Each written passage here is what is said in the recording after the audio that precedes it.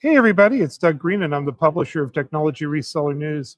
And I'm very pleased to have with me today Patrick Lynn, Senior Vice President and General Manager, Observability at Splunk. Patrick, thank you for joining me today. Great to be here. We're here live at Cisco Live. Literally just minutes ago, about an hour or so ago, we had a big presentation. Also some big announcements that went up on our website this morning that included observability and Splunk. Lots of talk about token economics. We're going to be diving into that in a second. But Patrick, could you just sort of explain your role as Senior Vice President and General Manager of Observability? I think you'd also mentioned that you've been with Splunk a while. That's correct. So I actually came into Cisco via the Splunk acquisition, which is now a little bit over 2 years old. I was with Splunk for about 5 years or so prior to that, and have been in the observability space actually for another few years before that, right? So within Cisco, I manage the team and portfolio associated with observability. So Splunk Observability Cloud, App Dynamics, IT Service Intelligence, and a couple other things that are all kind of in the space of how do we make sure that people have a good understanding what's going on in their environment, right?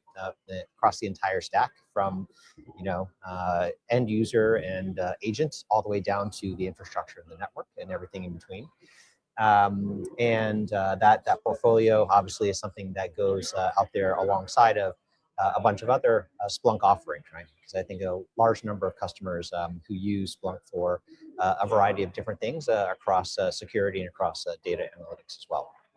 And Patrick, I couldn't help myself. Everyone who's watching just noticed that I nudged the camera up a little bit so we can see your T-shirt. So it says, I think, what does it say there? Cloud Control. Cloud Control. Yes. And now that's a new T-shirt, right? This is an original Splunk T-shirt. Oh, it's an original. Yeah, it was the first T-shirt I got when I joined Splunk. Now, Splunk, for those who don't know, it is fashions itself as a T-shirt company alongside of what we do in security and observability. And so, we are the proud owners of many T-shirts, and this is one that I thought was particularly appropriate given the announcements today. Yeah, I don't want to veer from our discussion today, but I think it's interesting. So many companies, when they're in acquisition mode and they acquire companies for the technology or the market or whatever, almost dissolve the brand. Yeah. And it was notable in today's presentation when they were talking about the ecosystem marketplace, how many brands are actually inside the Cisco envelope. Yeah. But they're distinctive brands. Yeah. They are. Well, I think that in many cases, right, there is a kind of distinct set of values associated with that brand. Sometimes a distinct customer base, distinct culture even. And I think that at least for Splunk, while we have become very well integrated into Cisco, I think that there is a certain amount of brand loyalty, brand association, and a community around Splunk that I think is valuable for Cisco to build on top of. So I think keeping it, along with we also have an annual conference, right? The Splunk.conf happening in September in Denver this year. If any of your readers or listeners are interested, but we maintain that for things specific to security and observability. Well, we'll look forward to reporting from the Splunk conference. That's really interesting. Let's dive into some of the things that we've been talking about here at Cisco Live literally today. Yeah. A lot of discussion about token economics. Yeah. I have a feeling some readers may be scratching their head and saying, hey, help me understand token economics. What is that? And what does Splunk have to do with token economics? Sure. Well, token economics, basically, I think you can think of as the unit of consumption when it comes to AI, right? So when you submit a prompt to, let's say, ChatGPT or something, and it gives you an answer that consumes a certain amount of capacity, if you will, on the generative AI, and that is measured in terms of tokens. Okay? Now, I think the reason why it's interesting is in a couple of dimensions, right? One of them is that when it comes to how people are making use of AI, the number of tokens and the cost that accrues to that is not super well understood, right? So, if you're given the choice, do you choose the deep thinking model, or do you use the cheapest, fastest one? Well, if you're not the one paying for it, maybe you don't do that, right? Maybe you don't think too hard about which one you choose. Or even though in some cases these subscriptions have a fixed monthly cost, you might be a kind of super power user consuming many more tokens than revenue that you're generating for the company, providing whatever that tool or capability is, right? And so being able to manage that and understand that has become pretty important. And I think that if I sort of pop up a level, right, maybe the other way to think about this is that the software business has been one where the incremental cost of serving the next customer is essentially zero, right? That's why the software business is sort of so interesting, right? So once I build it, it takes me a certain amount of money to build it, right? But once I build it, every additional customer I add, there's some incremental cost, but it's not gigantic, right? And I think token economics or tokenomics really kind of changed that, right? So now each transaction that I do that involves a large language model actually has a cost associated with it, right? Which may not be easy to predict. And so that's why I think there's a lot of focus on this as a subject. Now, when it comes to what does Splunk do about this? Well, for starters, we are tracking the token consumption. So if you are, let's say, using one of the cloud infrastructure providers, right? The models that are available there, we'll keep track of how many tokens you're using. We'll associate it with the accounts or with the services that are consuming them and so on, so that you can understand what that consumption looks like. Now, beyond that, we're actually tracking at the level of the agents and the calls that they're making to these, or the AI-enabled applications, right? The calls that they're making and what each of those sort of sessions and requests, what the tokens are associated with that, right? And what it enables you to do is start to think about how you optimize your applications or the agents so that they do things in a more cost-effective manner, right? And I think that's going to be pretty important as we sort of go along, and agents and AI-enabled apps become kind of the de facto standard. So no complex conference in 2026 would be complete without talking about agentic AI. Yes. But you guys have actually been talking specifically about agentic observability. Yeah. There's been a lot of discussion about that. Yeah. And what does that mean, and how is it different from simply adding AI to existing monitoring tools? Yeah. Well, I think that adding AI to existing monitoring tools sort of assumes that you have everything else there that's going to make it successful, right? Now, if you kind of go back to thinking about, okay, what's the point of observability? It's really about knowing when you need to pay attention, alerting you when you need to sort of do something about it, and helping you kind of find and fix the issues, right? So part of agentic observability is really just about saying, okay, how do I help you find and fix those problems, faster, right? Using AI. So one of the things that we've talked about at Cisco Live here is around AI SRE, right? And the ability for us to automatically do troubleshooting across the entire stack by looking at the logs, metrics, traces, and so on, to be able to help you find the root causes for issues you might be seeing, right? So that's one piece of it, right? Is sort of the find and fix. Now, I think the second piece to that is that actually the finding and fixing, or if you sort of get better at it, it's the preventing, right? Relies on you having a good amount of data and understanding of the context in which that data is being provided, right? So, it's not simply a matter of saying, oh, I have, this number of metrics about something, right? It's about understanding what are the entities that are associated with it? What are the relationships between them? And the sort of knowledge that you build up around these and the context that you build up around these actually makes it significantly kind of more accurate to be able to do that kind of root cause analysis, right? And so we kind of roughly group in this idea of having the right data foundation along with that notion of finding and fixing and preventing, right?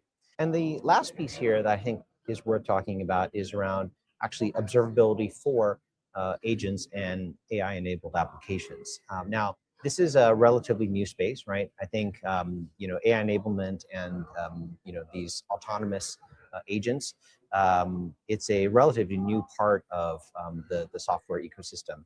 And I think people are just learning now how to understand not just the health and performance of them, but also their behavior, right? And so providing visibility into that behavior, and more importantly, providing guardrails around it, controls around it that can operate in real time, right, with the right amount of low latency and at a cost that makes sense to do it on an ongoing basis. So that sort of just rounds out what we think of as agentic observability.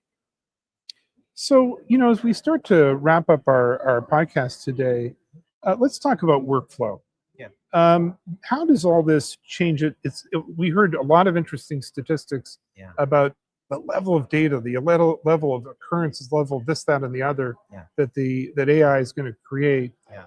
How does that workflow change for the enterprise? Yeah, that's a fascinating question, right? Because I think that one of the things that I feel like is now a truism is that in order to fully take advantage of what AI can bring, we need to reevaluate whether the processes that we have in place are designed to actually leverage them where it makes sense, right? To take advantage of things that they compress, and to also divert more attention to things that require more attention because of AI, right? And so you see a lot of those changes happening in the software development process, and I think we'll see them in just about every other area where we have some kind of automated process or human process with AI augmenting them, right? And I think that it's actually one of the more interesting areas, I think, for partners to really kind of understand, right?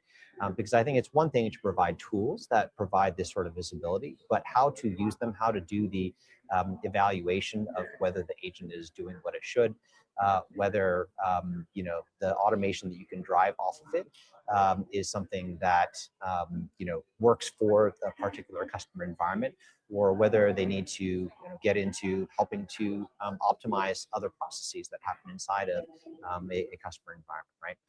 There's a lot to do in this area as it evolves. Patrick, as we discussed just before we started, so many of our readers, a lot of these larger enterprises that we reach, the organization itself is sort of a composite of different companies that have been sort of pushed together, kit bashed together. So is the network. Hybrid networks definitely are part of the story out there. How does what you're talking about change troubleshooting for hybrid enterprises? Yeah. Well, hybrid can mean so many different things, right? That's true. Because you talked about the networks, but applications is another piece of that. The infrastructure is another piece of that. And I think that one of the things that maybe your readers probably already understand is that Cisco, along with Splunk, bring a wealth of technology that helps to understand what's going on in each of these different environments, right? And I think that one of the tricks has always been, how do you pull that together into a coherent view that users can take advantage of when they're trying to understand what's going on? And really, I think we've taken kind of several different approaches at this, right? One of them is we have built a large number of, call it, curated user interfaces that bring that kind of information together, right? So integrating, let's say, between ThousandEyes and Splunk Observability Cloud, so that you can understand whether the issue is in the network or in the application. And if in the network, is it the part that you own or the part that you don't, right? Now, that's in the sort of curated UI zone. Now, we also make this available through APIs, right? So if you want to go and stitch these things together yourself, it's certainly possible to do that.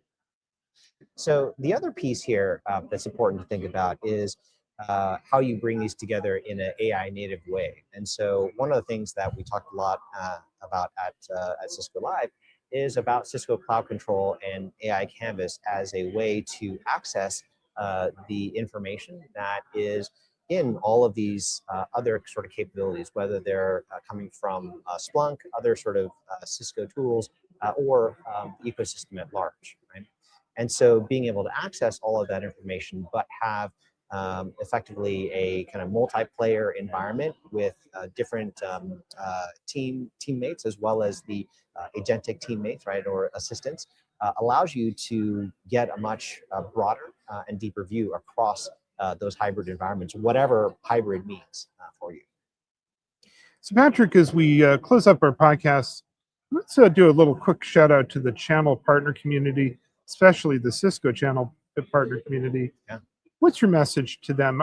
I sense that actually there's a great opportunity for them to engage with their customers on this, but sometimes it's not clear how to do that. Yeah, there's a huge opportunity here for the channel community, because I think we very much rely on the channel partners to be able to reach the customers and bring not just sort of this message, but how to actually make it real, right? And so if I just take as an example what we were talking about earlier around agentic observability, since that's my area of specialty, right? Having someone actually be able to help customers pull together all the different sources of data, all those emitters of data, right, into an environment where you can then actually start to get a kind of broader perspective, understand when you need to pay attention, how to find and fix problems, and then how to layer on AI on top of that, so that you can actually get to that, much smaller war room when issues happen.